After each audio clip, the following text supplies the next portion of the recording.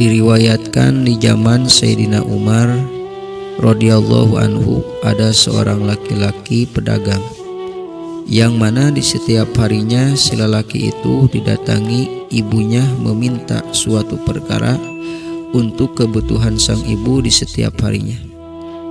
Lalu si istri lelaki itu berkata, "Wahai suamiku, ibumu telah bermaksud meninggalkan kita dalam keadaan fakir apabila dia terus meminta kepada kita di setiap harinya."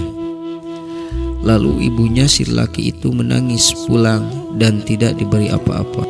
Maka ketika di suatu hari si lelaki itu sedang berjalan di sebagian perjalanannya serta membawa dagangan itu, tiba-tiba keluarlah seorang begal dan merampas semua harta yang ada pada si lelaki itu.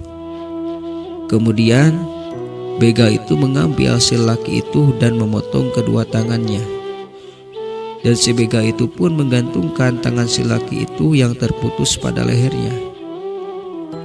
Dan begal itu pun meninggalkan si lelaki itu dengan melemparnya dalam keadaan tubuhnya penuh dengan darah sehingga berceceran di jalan. Maka tak lama kemudian ada sekelompok masyarakat yang melewati jalan itu, lalu membawa si lelaki itu ke rumahnya. Ketika kerabat-kerabat si lelaki itu masuk untuk menengoknya, si lelaki itu berkata kepada kerabat-kerabatnya, "Inilah pembalasanku.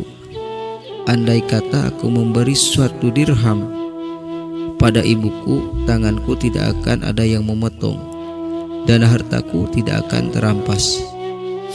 Lalu sang ibu lelaki itu datang untuk menjenguknya dan berkata, "Wahai anakku, aku bingung dengan perlakuan musuh kepadamu sehingga sampai seperti ini."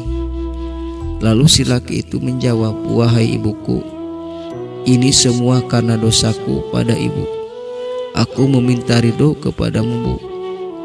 Lalu si ibu itu berkata, "Wahai anakku, aku sudah meridhoimu."